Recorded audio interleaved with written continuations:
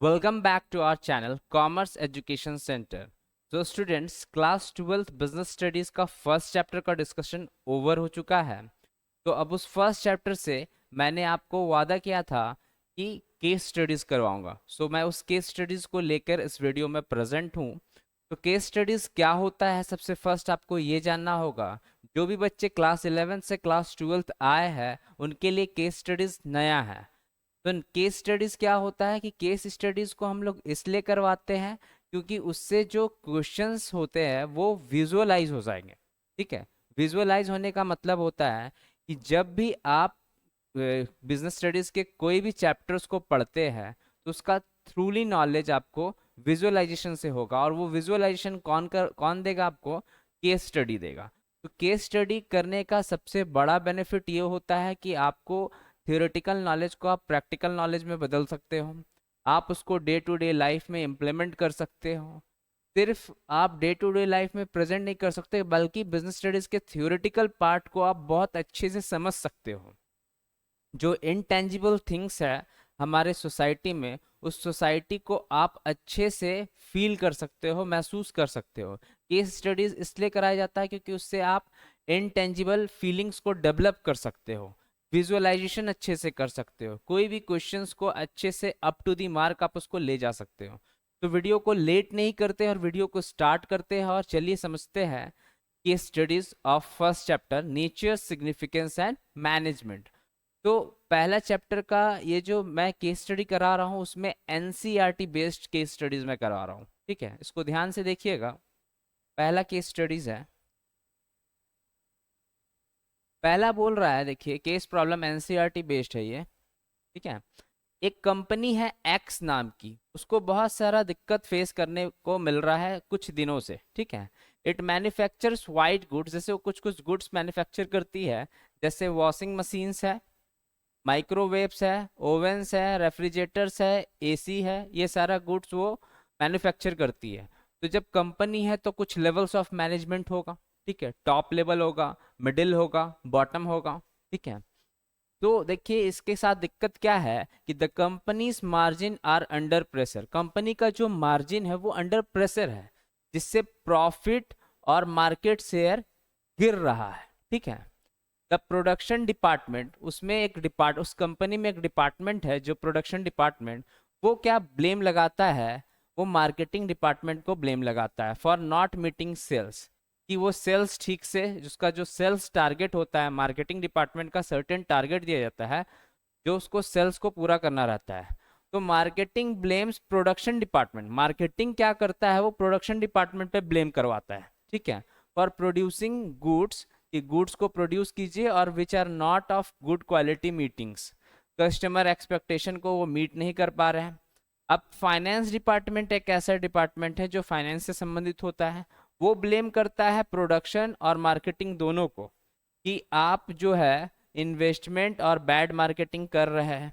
ठीक है, आपका रिटर्न ऑन इन्वेस्टमेंट गिर रहा है, बैड मार्केटिंग कर रहा है। तो क्वेश्चन इसमें से इतना जो बड़ा जो क्वेश्चन है, जो इतना कंपनी एक्स को जो इतनी सारी दिक्कत फेस करने को मिल रही है, तो उससे क्वेश्चन क्या राइज होता है, देखिए, what quality of management do you think the company is lacking, कौन सा कंपनी का एक क्वालिटी है जो मैनेजमेंट में लैक कर रहा है। ठीक है, तो एक्सप्लेन ब्रीफली, इसको एक्सप्लेन कीजिए अच्छे से। What steps should the company management take to bring the company back on track? मतलब ऐसा हम क्या मैनेजमेंट करें जिससे कंपनी का जो मैनेजमेंट है, मतलब कंपनी का जो मैनेजमेंट है वो गुड हो जाए, अच्छे तरीके से इफेक्टिवली और इफिशिएंटली काम करना स्टार्ट कर दे। तो देखिए इस एक कंपनी थी एक्स नाम की, उसमें सर्टेन डिपार्टमेंट्स था। ठीक है, सबसे पहले कंपनी के लेवल्स को आप समझिए, इसमें जो कॉन्सेप्ट निकल रहा है वो लेवल्स ऑफ मैनेजमेंट से निकल रहा है। ठीक है, तो देखिए ये है टॉप, ये है मिडिल और ये है बॉटम। ये जो भी बात हो रहा है ये मिडिल लेवल मैनेजमेंट से बात हो रहा है।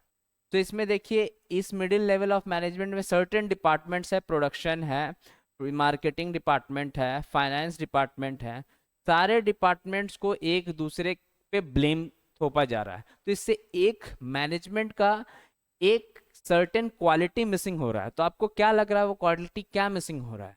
कोऑर्डिनेशन नहीं है, तीनों एक दूसरे को जब ब्लेम कर रहे हैं तो कोऑर्डिनेशन नहीं है, तभी तो ब्लेम कर रहे हैं ना। अगर कोऑर्डिनेशन होता तो ब्लेम का कोई चारा ही नहीं था। तो देखिए इसका अगर आंसर लिखना हो तो आप कैसे लिखेंगे कि कोऑर्डिनेशन इज मिसिंग। सबसे पहले कौन सा चीज मिस हो रहा है, कौन सा चीज लैक हो रहा है, तो कोऑर्डिनेशन। अब कौन सा स्टेप आप इसको लेंगे कि ये अच्छा हो जाए। तो steps company should take to bring the company back on track, सबसे पहले integrate the efforts of individuals and departments. सारे के एफर्ट्स को हम लोग को इंटीग्रेट, एक साथ लेके चलना है, ठीक है, इंटीग्रेट करके चलना है। दूसरा क्या करेंगे, reconcile differences approach of different individuals.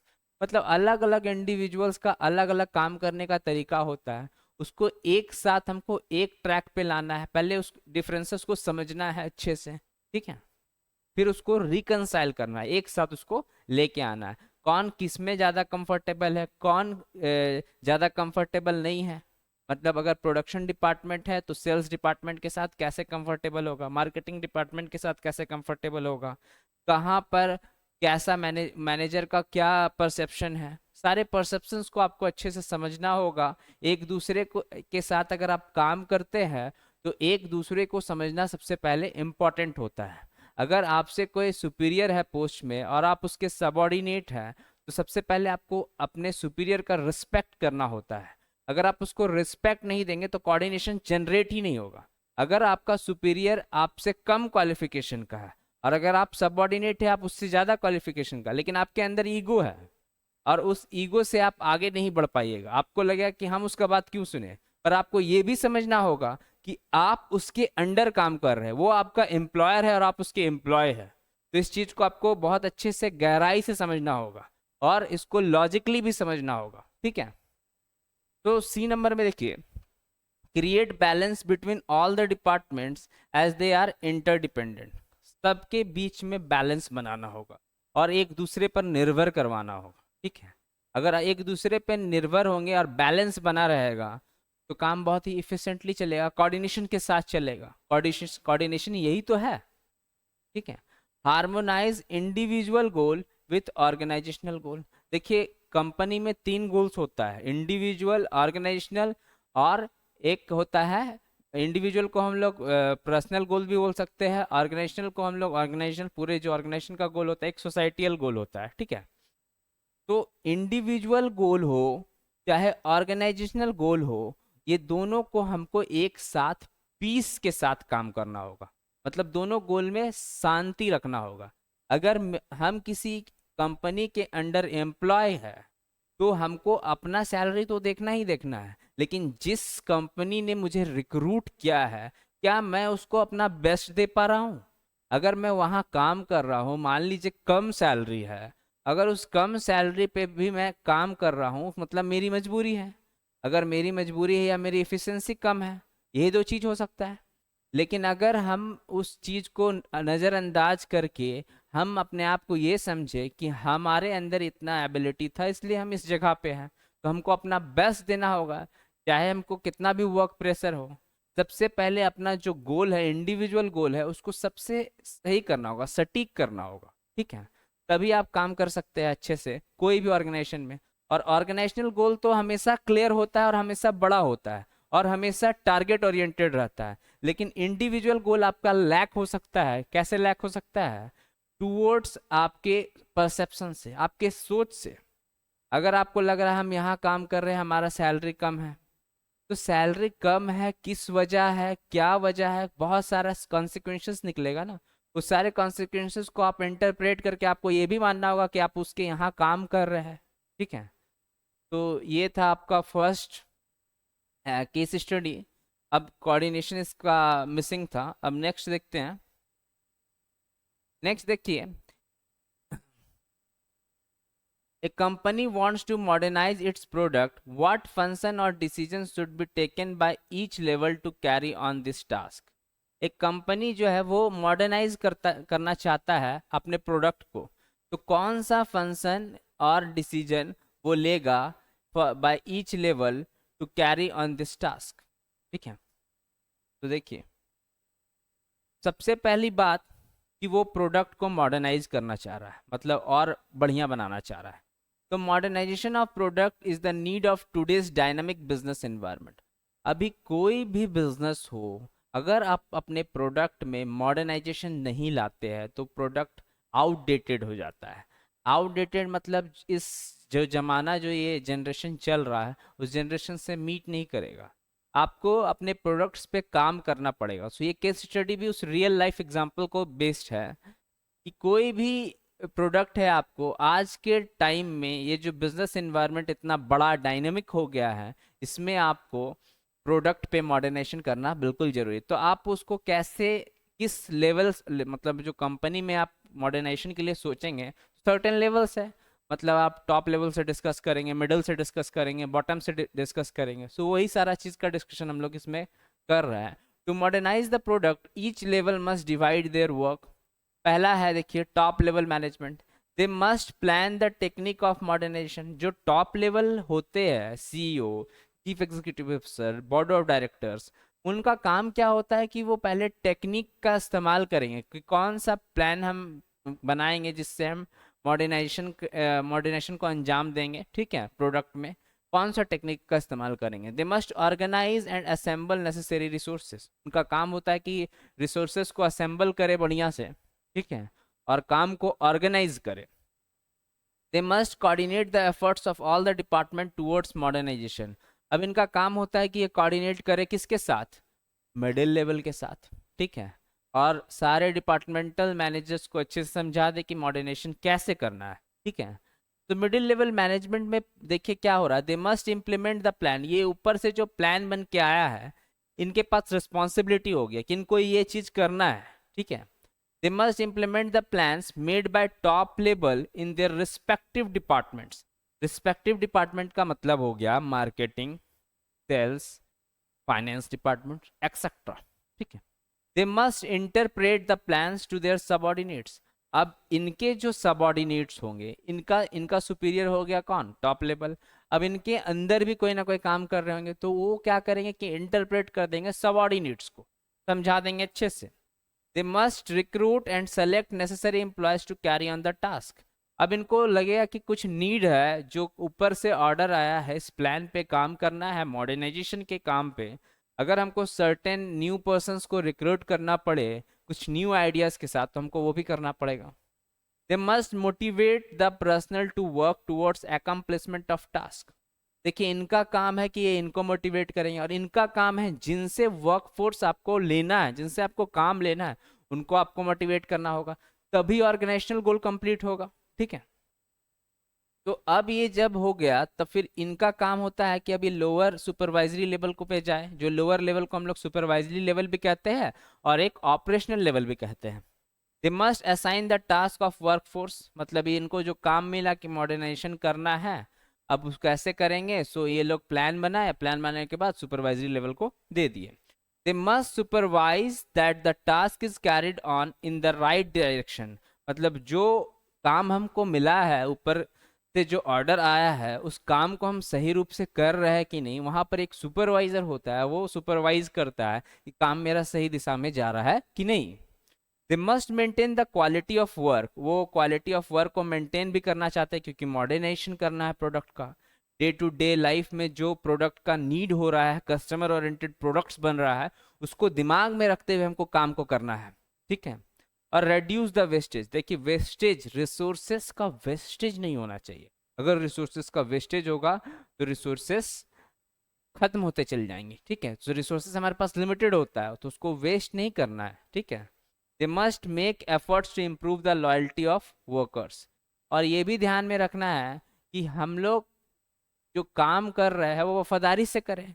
Loyalty जो वर्ड है यहाँ पर, ये वफादारी को रिप्रेजेंट करता है, ठीक है। तो इससे हमको समझ में आया कि मॉडर्नाइजेशन ऑफ प्रोडक्ट करेंगे तो कैसे कैसे हम लेवल्स ऑफ मैनेजमेंट में काम को डिस्ट्रीब्यूट करेंगे और काम को कैसे आगे बढ़ाएंगे। तो अब चलते हैं नेक्स्ट केस स्टडीज की ओर। तो नेक्स्ट केस स्टडी कहता है, a firm plans in advance and has a sound organisation structure with efficient supervisory staff and control system. कोई भी फर्म है जो प्लानिंग करता है वो एडवांस में करता है, ये चीज आपको पता होना चाहिए, ठीक है।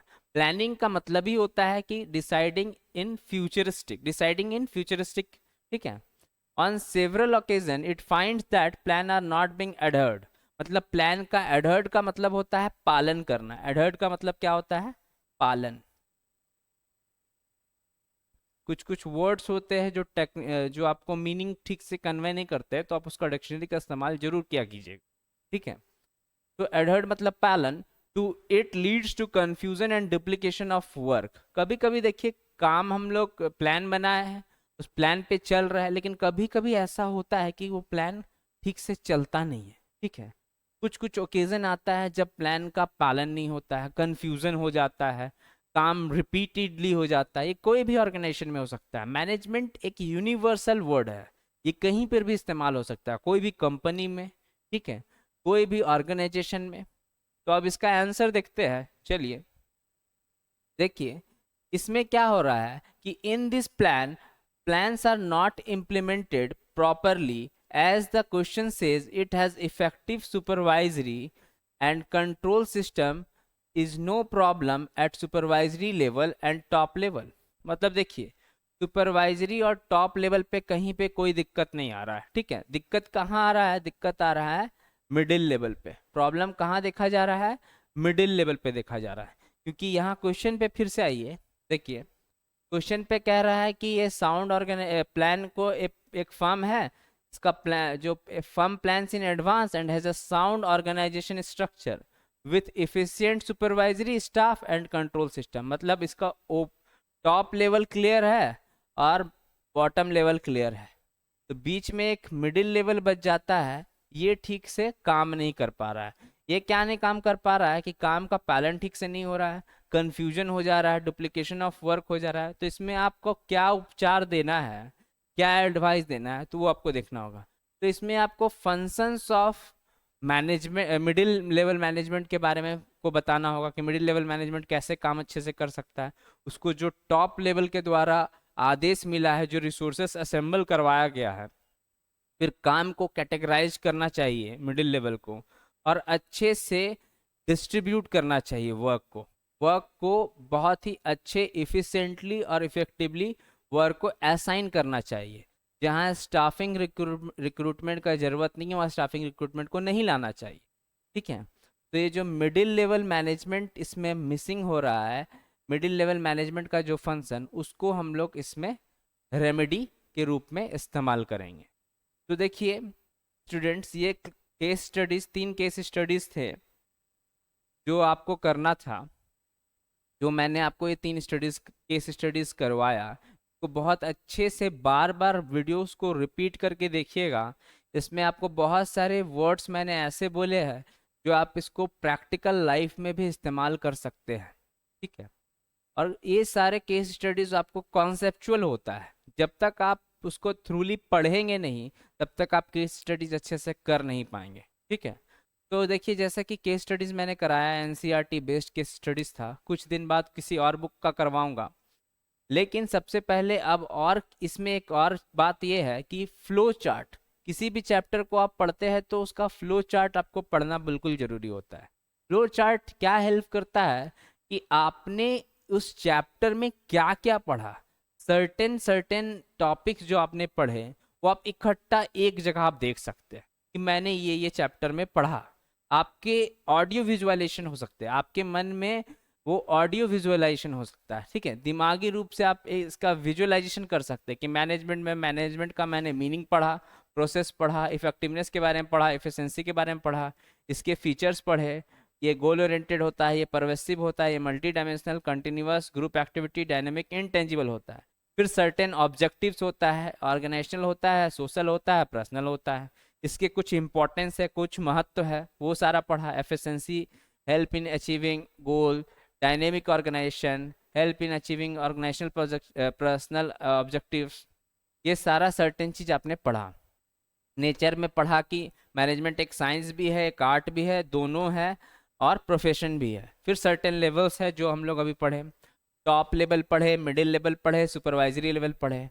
फिर पढ़े कोऑर्डिनेशन, कोऑर्डिनेशन क्या होता है, उसका मीनिंग क्या होता है, उसका ज़रूरत क्या है, फीचर्स क्या है, और इम्पोर्टेंस क्या है।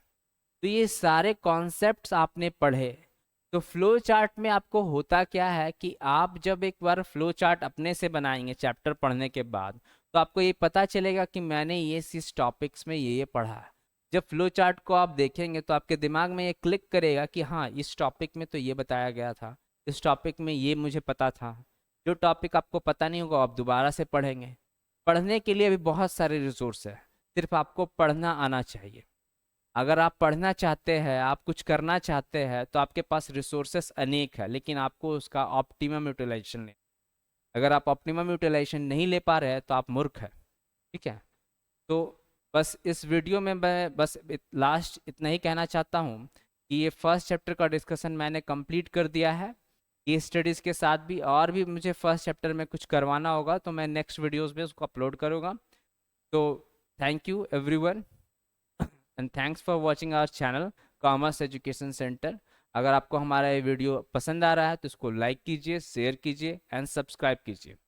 Thank you.